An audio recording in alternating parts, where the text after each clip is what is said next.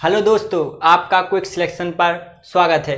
आज मैं ग्रामीण समाज और विकास से संबंधित एक टॉपिक लाया हूं। आज हम लेखपाल के बारे में पढ़ेंगे। इससे संबंधित कुछ टॉपिक्स को कवर करेंगे, किस प्रकार के क्वेश्चंस बनते हैं और आज लेखपाल के बारे में पूरा डिटेल में जानेंगे। इसके कर्तव्य क्या है, ये होता क्या है। तो लेखपाल ग्राम स्तर का एक सरकारी कर्मचारी होता है।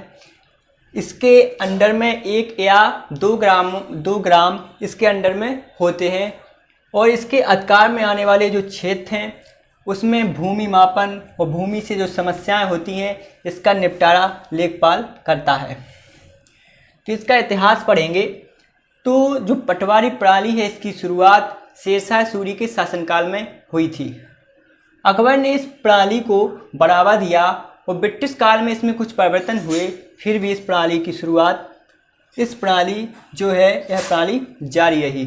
ओके, तो आज हम लेखपाल के कार्य व इसके कर्तव्य पढ़ेंगे। और एक और बात, लेखपाल जो होता है भूमि मापन या भूमि से जो भी संबंधित समस्याएं हैं या किसानों की जो भी समस्याएं हैं शासन और प्रशासन तक पहुंचाता है और शासन प्रशासन द्वारा जो भी योजनाएं लागू की जाती हैं वो गरीबों तक अर्थात किसानों तक पहुंचाता है। इसलिए लेखपाल किसानों के लिए बड़ा साहब कहलाता है। ओके, तो आज लेखपाल के कर्तव्य पढ़ेंगे। लेखपाल के पास उसके अधिकार क्षेत्र के ग्रामों की खेती संबंधी सभी कागजात रहते हैं जिन्हें भू अभिलेख कहते हैं। यदि कोई किसान अपनी जमीन के संदर्भ में कोई जानकारी चाहता है तो लेखपाल सरकारी शुल्क लेकर उसको जानकारी देता है। सेकेंड है, लेखपाल अपने कागजात में खेत का नाम, लगान, उसका मालिक, उसका नंबर आदि नोट कर लेते हैं। वह खेतों में होने वाले परिवर्तन के अनुसार खेतों में परिवर्तन करता है।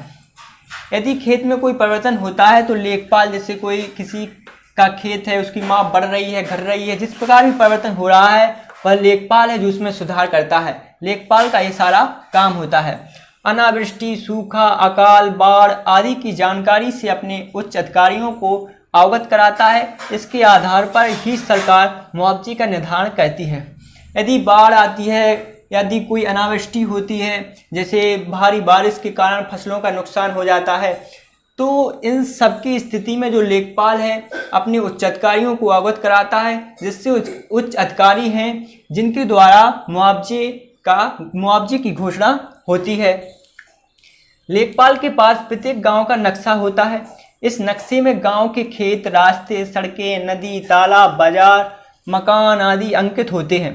इस नक्शे में खेत का क्षेत्रफल, उसी में उसका नंबर लिखा जाता है। नंबर की मदद से खेतों को आसानी से पहचान सकते हैं।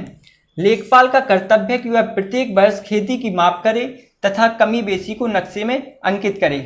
तो लेखपाल के पास जो भी उसके अंडर में ग्राम क्षेत्र आते हैं उनके सभी का नक्शा ग्रामों का उसके पास रहता है।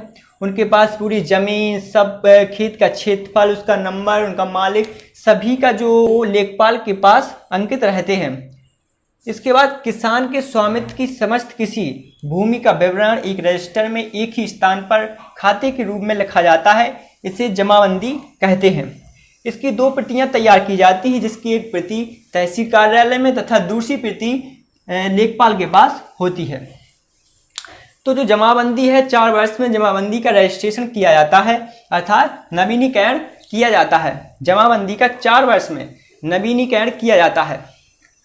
और जो लेखपाल है, जैसे कोई किसानों के भूमि से स्वामित्व से यदि कोई दिक्कत आती है, जैसे किसानों की जो भूमि है कोई परेशानी आती है, तो लेखपाल है वो जो नवीनीकरण किया जाता है 4 वर्ष में, जो भूमि में यदि कोई कमी या बढ़ता है तो ये सब जमाबंदी रजिस्टर में लेखपाल के द्वारा दर्ज किया जाता है।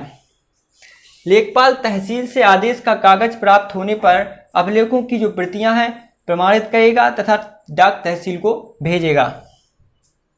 लेखपाल भूमापक नक्शों का निरीक्षण तथा संशोधन, खेतों का निरीक्षण, फसलों का निरीक्षण, अभिलेख, लगान या भू राजस्व की स्थिति का प्रतिवेदन अधिकारी के आदेश अनुसार तैयार करेगा। तो तो हर वर्ष 2 बार जो सरकारी कर्मचारी होते हैं वो भू राजस्व लगान लेते हैं, हर बार आते हैं, और ये जो राजस्व लगान है 2 बार वर्ष में देना पड़ता है। लेखपाल प्रत्येक वर्ष बोई गई फसलों की जानकारी खसरों में दर्ज करता है। इसी आधार पर सरकार प्रत्येक फसल के अंतर्गत बोए गए क्षेत्र का पता लगाती है। अपने हलके अर्थात क्षेत्र जो उसके अंडर में क्षेत्र आते हैं उन्हें हलके कहते हैं कि ग्रामों के लिए खतौनी मौजावार तैयार करता है। तो ये खतौनी क्या है? खतौनी, इसमें खसरा रजिस्टर का भूमि के खातों के अनुसार नाम दर्ज किया जाता है। एक किसान के पास कितनी भी भूमि है यह सब लेखा जोखा है जो खतौनी में होता है। लेखपाल अपने हलके अर्थात क्षेत्र जो भी उसके अंडर में क्षेत्र होते हैं के लिए मौजावार खतौनी तैयार करता है। अर्थात किसी भी व्यक्ति या परिवार के सभी जो खसरे हैं उनका जो दर्ज है, जो भी खसरों में नाम दर्ज होता है, किसी व्यक्ति या परिवार की खतौनी में भी उसका नाम होता है।